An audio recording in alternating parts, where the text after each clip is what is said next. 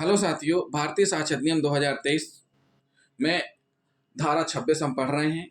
बेदशाएं जिनमें उस व्यक्ति द्वारा सुसंगत तथ्य का किया गया कथन सुसंगत है जो मर गया या नहीं कर सकता था। यही धारा भारतीय साक्ष्य अधिनियम 1872 में धारा 32 में वर्णित थी, लेकिन अब किस में है? 26 में।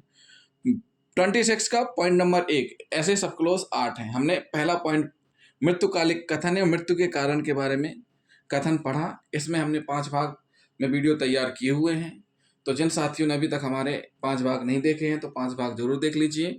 क्योंकि मृत्युकालिक कथन के लिए बहुत ही महत्वपूर्ण है ये पांचों भाग। अगले 6वें भाग में हम पढ़ेंगे मृत्यु की प्रत्याशंका पूर्वानुमान आवश्यक नहीं है। तो जिन साथियों ने अभी तक हमारा चैनल सब्सक्राइब नहीं किया है तो हमारे चैनल को जरूर सब्सक्राइब कर लें और वीडियो को लास्ट तक जरूर देखें। इंग्लिश विधि में मृत्युकालिक कथन की ग्राह्यता के लिए आवश्यक है। जो इंग्लिश विधि है उसमें क्या कहा गया है कि मृत्युकालिक कथन की ग्राह्यता के लिए आवश्यक है कि कथनकर्ता को मृत्यु की प्रत्याशंका पूर्वानुमान अर्थात मृत्यु का वास्तविक खतरा होना चाहिए।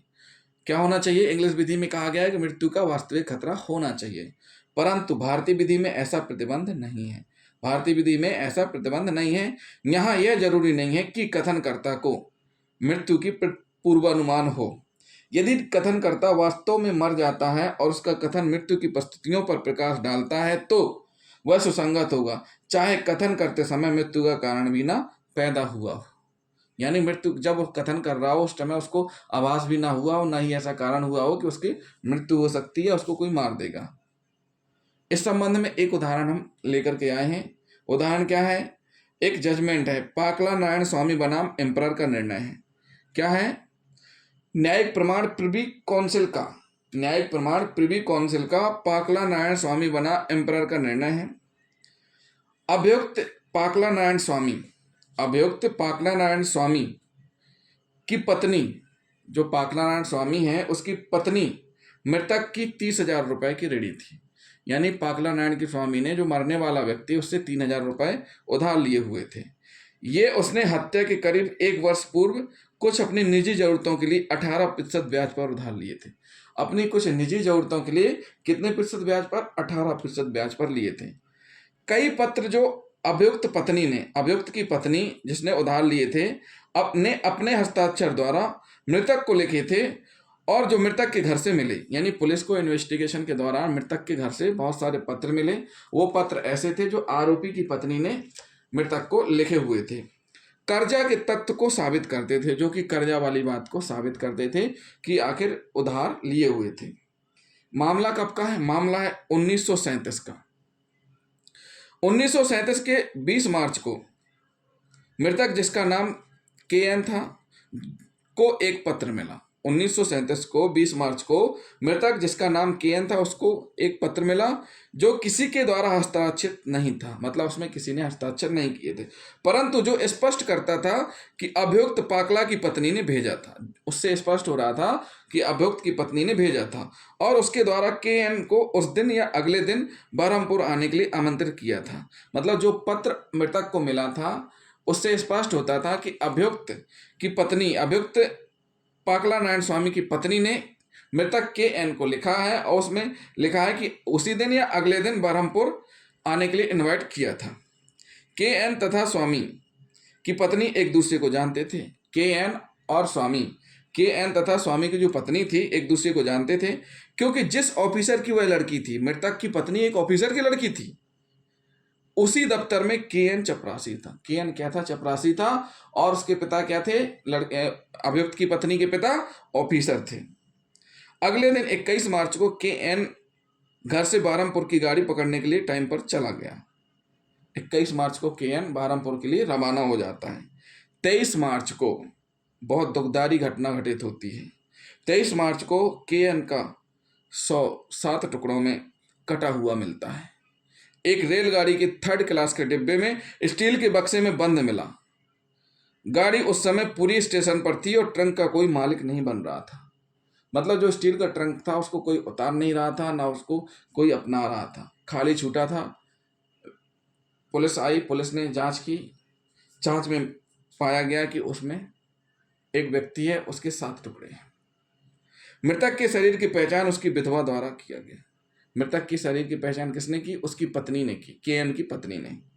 अभियुक्त स्वामी का विचारण किया गया। जो आरोपी है इसमें पाकला नारायण स्वामी, उसका ट्रायल कोर्ट में विचारण हुआ।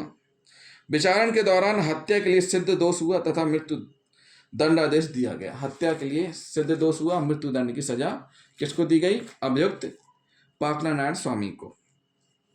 विचारण के दौरान मृतक के.एन. की विधवा ने न्यायालय के समक्ष बयान दिया कि उस दिन उसके पति ने उसे एक पत्र दिखाया।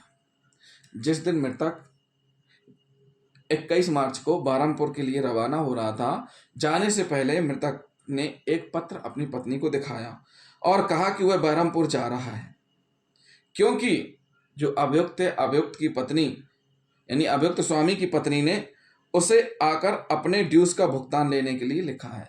मतलब जो उधार ले रखी है अभियुक्त की पत्नी ने, वो उसको देना चाहती है, उसके लिए उसको बुलाया है। इस साक्ष्य पर आपत्ति इतराज की गई अभियुक्त की तरफ से। और इसमें हम आपको और बता देते हैं कि अभियुक्त के विरुद्ध कौन कौन से और साक्ष्य मिले, जैसे मृत्युदंड की सजा दी गई। अभियुक्त की पत्नी का मृतक का रेडी होना यह प्रमाणित हुआ, जो कि पत्र भेजे गए थे उनसे। मृतक का अपनी पत्नी से यह कहना कि वह स्वामी के यहाँ जा रहा था। मृतक का अपनी पत्नी से यह कहना कि वह कहाँ जा रहा था? स्वामी के यहाँ जा रहा था। तीसरी कंडीशन, जिस स्टील के ट्रंक में मृतक के 7 टुकड़े मिले, वह स्टील का ट्रंक एक धोबी ने अभियुक्त के लिए खरीदा था। एक धोबी ने अभियुक्त के लिए खरीदा था, यानी अभियुक्त नारायण स्वामी ने, पाकला नारायण स्वामी ने एक धोबी से ट्रंक खरीदवाया था। कुछ और भी बातें साबित हुई, जैसे कि मृतक का स्वामी के घर पहुंचना और उसके यहाँ रक्त लगे कपड़े मिलना और ट्रंक को स्टेशन तक ले जाना। जो अभियुक्त है, अभियुक्त के घर में रक्त लगे कपड़े मिलना, ट्रंक को स्टेशन तक ले जाना। सन 1937 की बात है, 3000 रुपये बहुत बड़ी रकम होती है। उसके लिए के.एन. का मर्डर हुआ। अभियुक्त ने प्रिवी काउंसिल में अपील की। अभियुक्त आरोपी ने अपील की कि मृतक का अपनी पत्नी से यह कथन कि वह अभियुक्त के यहाँ जा रहा था, धारा 32(1) के अंतर्गत गलत ग्राह्य किया गया था। यानी 1872 साक्ष्य अधिनियम में जो धारा 32 थी, तो धारा 32 का सब क्लॉज 1, ये जो धारा 32 का सब क्लॉज 1 है, उसमें ग्राह्य नहीं है। अब क्या है? धारा 26 का सब क्लॉज 1, जो कि कहा गया ग्राह्य नहीं। क्या कहा अभियुक्त ने कि धारा 32(1) के अंतर्गत गलत ग्राह्य किया गया था और अभियुक्त का पुलिस को यह बताना कि मृतक उसके यहाँ आया था, सीआरपीसी की धारा 162 का अतिक्रमण करके ग्राह्य किया गया था।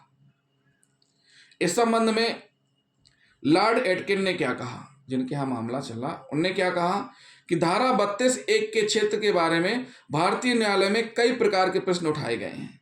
यह सुझाव दिया गया है कि कथन घटना होने के बाद का होना चाहिए, कथनकर्ता के मौत के आसपास हो, और यह कि मृत्यु की परिस्थिति में केवल मृत्यु के स्थान एवं समय पर किए गए कार्य शामिल होंगे।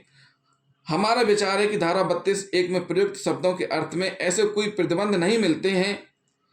कथन ऐसे समय भी किया जा सकता है जब मृत्यु का कोई कारण न पैदा हुआ हो और चाहे मृतक को यह आशंका भी ना हो कि वह मार दिया जाएगा। कथन में बताई गई परिस्थितियां समव्यवहार की परिस्थितियां होनी चाहिए। ऐसी बातें जो उस व्यक्ति के मन में शंका या डर प्रकट करती हों और जो मृत्यु की घटना से प्रत्यक्ष रूप से ना संबंधित हों, वह ग्राह्य नहीं होंगे। किंतु क्योंकि मृतक का यह कथन कि वह उस स्थान की ओर जा रहा है जहां उसकी वास्तव में मृत्यु होती है, या वह यहाँ क्यों जा रहा है, या कि वह किसी व्यक्ति से मिलने जा रहा था, यह कि उस व्यक्ति ने उसे मिलने के लिए बुलाया है, यह सब समव्यवहार की परिस्थितियां हैं और परिस्थितियां ही मानी जाएंगी, चाहे वह व्यक्ति अपरिचित हो और चाहे वह बाद में होने वाला अभियुक्त ना हो। समव्यवहार की परिस्थितियां निसंदेह ऐसे शब्द हैं जो कुछ प्रतिबंध लगाते हैं। इन शब्दों का अर्थ उतना विस्तृत नहीं होता जितना कि परिस्थितियों का साक्ष्य शब्दों का होता है, क्योंकि इसमें सभी सुसंगत तथ्यों का साक्ष्य सम्मिलित होता है। इसका अर्थ यह है कि समव्यवहार के भाग जो संविभाग से रिलेटेड धारा है, संविभाग के भाग शब्दों से भी कम है, क्योंकि परिस्थितियों का वास्तविक घटना से निकट संबंध होना चाहिए। इन सिद्धांतों को केस में लागू करते हुए प्रिवी काउंसिल ने कहा कि केस में संविभाग यह था कि धारा 21 मार्च को, इस सिद्धांत को केस में लागू करते हुए प्रिवी काउंसिल ने कहा कि केस में संविभाग यह था कि 21 मार्च को मृतक की हत्या की गई और उसका शरीर एक ट्रंक में मिला, जिसके बारे में पता चला कि वह अभियुक्त के लिए खरीदा गया था। 20 मार्च को मृतक ने यह कहा कि वह उस स्थान की ओर जा रहा है जहां अभियुक्त रहता था। यह कथन उसी संविभाग की कुछ परिस्थितियों का भाग है जिसके फलस्वरूप उसकी मृत्यु हुई, इसलिए इस कथन का साक्ष्य सही तौर पर ग्राह्य किया गया था। अब इसमें जो दूसरा पॉइंट है आपत्ति वाला, वो है अभियुक्त का धारा 162 सीआरपीसी के अंतर्गत कथन। अभियुक्त का पुलिस को यह बयान देना कि मृतक उसके यहां आया था सुसंगत नहीं माना गया, क्योंकि ऐसा करना धारा 162 सीआरपीसी के विरुद्ध होता है। यह धारा उपबंधित करती है कि अन्वेषण के दौरान किसी व्यक्ति द्वारा पुलिस को दिया गया बयान उसके विरुद्ध किसी जांच या विचारण में प्रयोग नहीं किया जा सकता है। यह धारा उपबंधित करती है कि अन्वेषण के दौरान किसी व्यक्ति द्वारा पुलिस को दिया गया बयान उसके विरुद्ध किसी जांच या विचारण में प्रयोग नहीं किया जा सकता। मृतक ने अपनी मृत्यु के बहुत पहले प्राधिकारियों को प्रार्थना पत्र दिए। अब ये हम एक अलग से दूसरा उदाहरण बताने जा रहे हैं, शॉर्ट में बताएंगे। मृतक ने अपनी मृत्यु के बहुत पहले प्राधिकारियों को प्रार्थना पत्र दिए कि उससे उसके देवर द्वारा धमकी दी गई। अब निर्धारित हुआ कि सुसंगत है। तो ये साथियों एक ऐसा मामला था जिसने